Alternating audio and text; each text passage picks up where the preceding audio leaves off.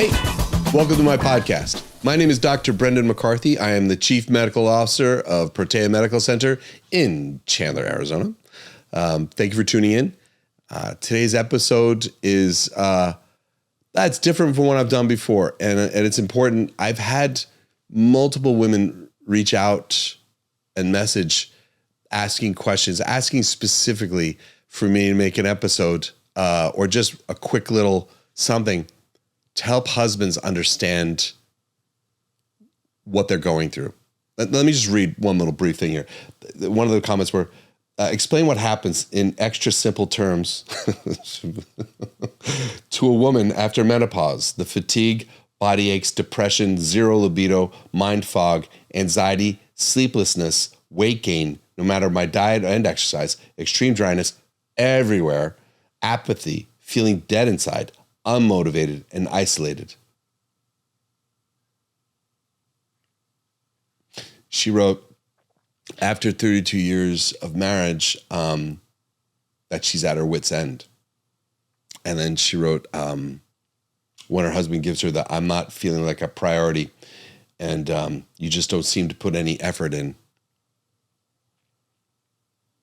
that conversation, that she wants to scream. This brings up so much, and so much of I see in my practice in my clinic. I need to do more on this because I know that when we treat women, there's a change in brain chemistry for the better, and a change in mood, and a change of so many aspects of how they see the world. By adjusting hormones, you're changing so much of their brain chemistry, and you know, those neurosteroids that these hormones turn into in the brain affect confidence, assertiveness, aggressiveness, risk-taking. It affects, so many aspects of your drive and how you experience the world. It does have a direct impact on your partner. It does. Giving a woman testosterone really does cause changes, and progesterone, and normalizing estrogen. When you go through menopause, there's such a radical drop-off in hormones that it does change you, and you go through a lot. And I know that, and I've learned that by being in this room. I wasn't always this way. I always wanted to be this way. I wasn't always this way. Being in a room, sitting with a woman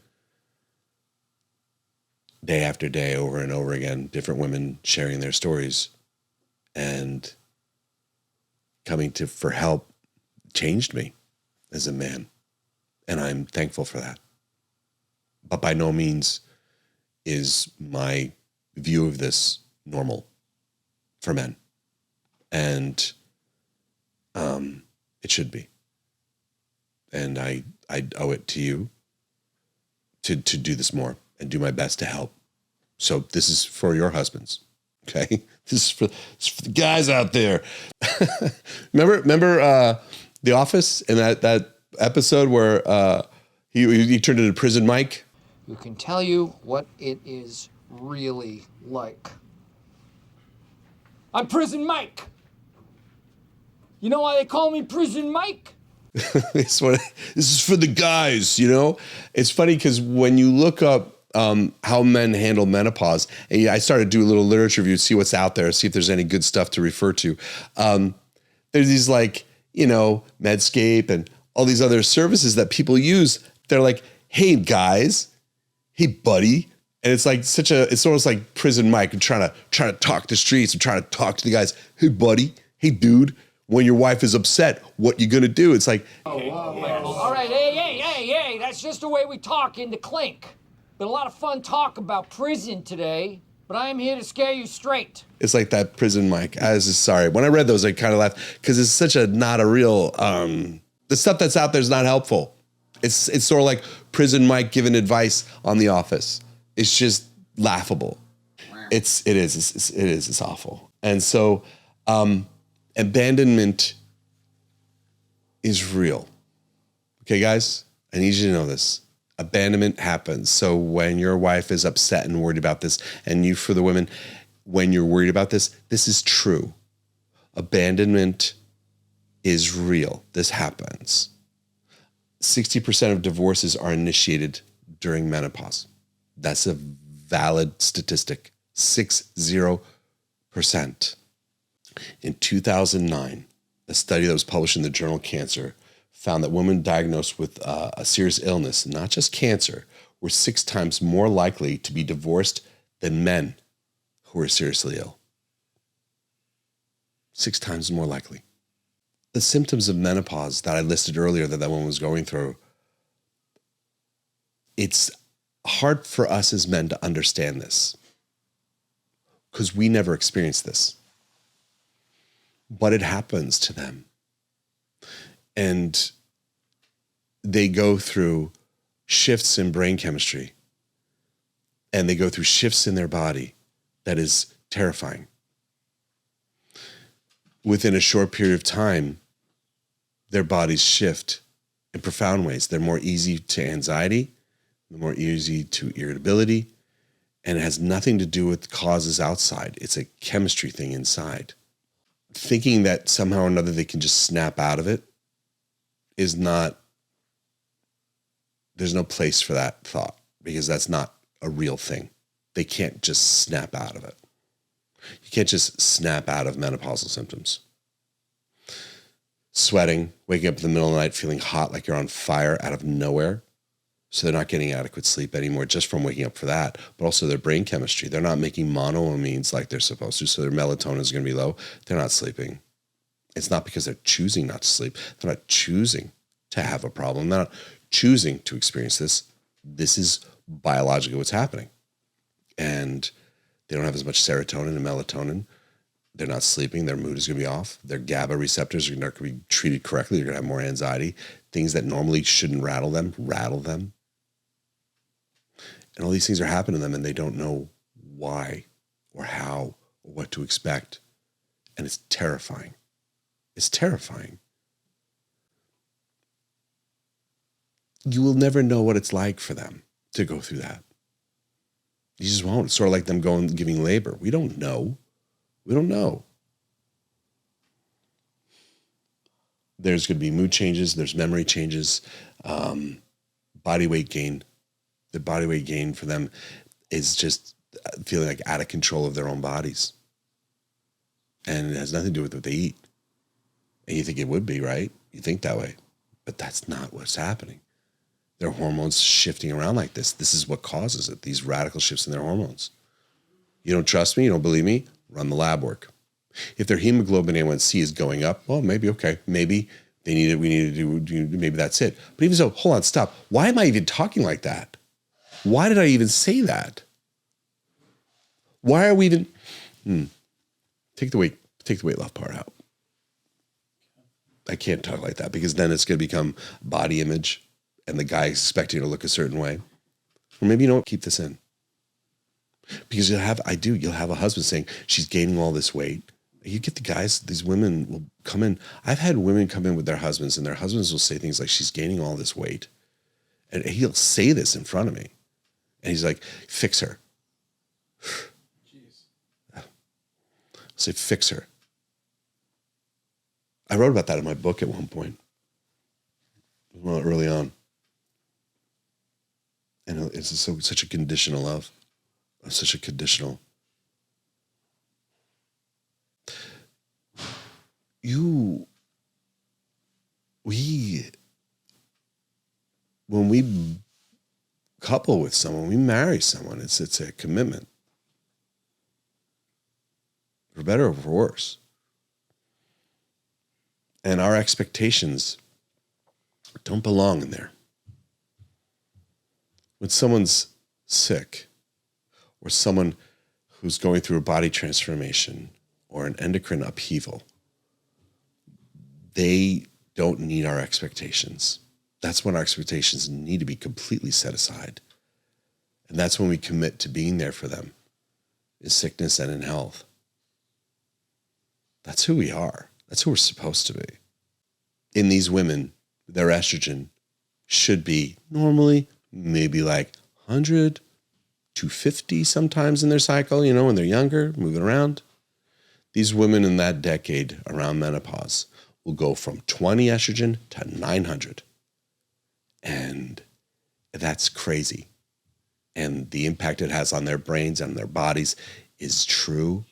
And it is uncomfortable. And I've seen it up close over and over and over again. Some of the things that I see clinically in practice over the years are important to bring up. Over time, resentment kind of comes into relationships, and resentment builds up in relationships. And a lot of them are based on things that we've been missing all along as husbands. When I first was married to my wife, I tell this story here and there, but when I first got married to my wife, I was slightly feral. I was a kid. I was a guy. No, I wasn't a kid. I was a man, but I was slightly feral. I didn't really do my dishes. Let's just be honest with you. I'm going to be honest with you. I'm going to spill out. I didn't do my dishes very often. I would wash dishes when I needed a new dish. I was the king of soaking things. There was like a little swamp of soapy water in my kitchen, and it would drive her crazy. And, she's right. We moved in together. She's like, hey, you do your dishes? Oh, yeah, sorry. Because she's right. I got to do my dishes. I'm not a jerk. That's valid. So I would go do my dishes, and I would do it for a little while, but all of a sudden I would just kind of taper off and forget and go back into my own world. And she'd come back to me, hey, Brendan, yeah, you can do your dishes? All right, yeah. Sorry, I forgot. I got to do it. Go do my dishes. After a while, though, for me forgetting it, she would get more and more frustrated and say, you know what? Screw it. I will do the damn dishes. And she would do them. And then over time, the dishes weren't there anymore. And no one was saying anything to me. I just went on my merry way. Every time I didn't do my dishes and left a dish in that sink, I was crossing a boundary with her that I was not respecting her as my wife. Those expectations over time keep building up in marriages. And a lot of times we find in those years around menopause that those frustrations, those times build up, and that resentment builds up. And then when these hormones go off, a lot of times what was holding you back from expressing that resentment, that's a valid resentment on their part, they don't have that same thing. They just will express it more easily. And just because they're yelling and they're angry and they're throwing it at you and the way they're doing it is hurtful and difficult, doesn't invalidate why they're feeling that. I should have done my dishes all those years. I should have been better about making the bed and helping with laundry and cleaning. It's valid. I can't get mad at her because of the way she's bringing it up to me, because the way she's bringing it up to me in those moments of menopause are mostly indicated, they're mostly spicy because of the hormones she's going through and the biological change that's happening in there. Some people will say the reason why there's a high divorce rate around menopause or around when women have illness is because we are socialized as men not to care for women, not to be care providers. And sometimes we are socialized that way by our parents. And sometimes our families and our wives continue that socialization, that we're not the caregivers, our wives are. So she's has a role being caregiver for the children, caregiver for everyone. And the wife feels like they have to be caregiver for everyone. And we basically just don't do it. So if we don't do it, we don't need to do it. Like, I don't have to do dishes. So, someone else is doing it. And then when the time comes, I need to do dishes. I'm like, I don't want to do dishes, So some people say that male socialization is a part of it. And I would say that does play a role, and that does need to change. And we do need to kind of think about the fact that as men, we should be better at care providing and being there and being caring for the people around us. So that way, when crises like this happen, we're more prepared, we're more capable, we're more present. The thing I would say that has helped me as a husband, well, first, you can't sit in a room with women for 20 years and not everyone has that job where they can do that, and that helps change them. So what do you do other than that? What helps? And I would say first of it, selflessness is important. To start thinking things a little bit more selfless and not thinking about in terms of what your needs are in these moments, and realize our needs need to be set aside. completely in these moments for our partner. That's the first thing. That's what we do as men. That's what we're supposed to do as men. That's a masculine trait. And then second is a human trait, and it's being curious. I love that term, being curious. Instead of being angry, triggered, hurt, upset, it's better to be in that room and be curious, like, what's happening? How are you? Why is this happening? Be curious. Don't be ready to judge and be angry or say my needs are not being met. I don't like this. I don't like the way you're treating me. It's valid to be upset with the way you're being treated sometimes in these arguments. Valid, not invalidating it. I am saying she may not be in complete control of these emotions some of these times. And it's important to approach it with that curiosity. Like, why is this happening? How can I be of help? What can I do better? How can I be accountable to you for the things that you need as your partner? Third is to provide care and comfort. And that's very masculine. Men provide care and comfort. That's what we do. You think, well, that's more of a feminine thing. But men, throughout time, what do we do? We provide care. That's we care about the people around us, and we provide comfort. We make the shelter. We make the home. That's an old male thing. So that's pretty masculine. I'm not trying to feminize you guys out there. I'm just trying to, man up here. Therapy is beautiful. I believe in therapy. That's good. There's not a lot of good therapy out there, but it's good to do your best and find good therapy. And just because the therapist didn't do a good job doesn't mean therapy is bad. There's books out there. One good book is a book called Love Sense that I read years ago. And it goes into the ideas of secure attachment and relationships. And it's a pretty good audiobook. She has a great accent. I liked it. Her name is Dr. Sue Johnson. I'd recommend that for relationships. Brene Brown workshops. That's pretty awesome. That was helpful for me. Change is not just possible, but it is essential and it is inevitable. We are changing as a people. We've been continuously changing over time. We'll keep changing and we'll find a better balance with one another. I believe that. I know that.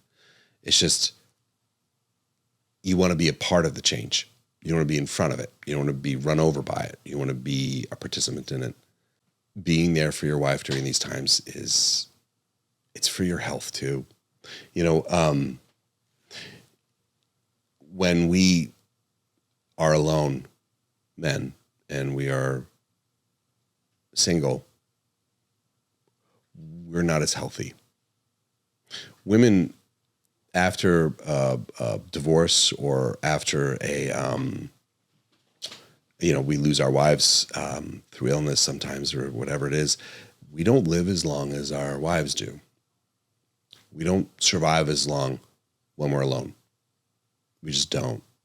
We need this. We need these relationships. This is the most important relationship we have. And they need us in these moments. I have no idea if that's helpful. I just don't. I want to be. I hope that wasn't useless. Please feel free to comment. Like, if you liked it. Like, subscribe, and share. Your comments mean a lot to me. And I encourage you to give me more comments on this subject. I need help writing this. I need help communicating this. I need help to be helpful. All right? So please feel free to comment below. And this is Instagram. Comment on Instagram. That's where I see most of them. But YouTube, I will see them there too. And I will work hard at this type of material. I may have to release this a few more times to get it right. I promise you I will. So thank you so much for tuning in. I appreciate you. And I'll catch you at the next one.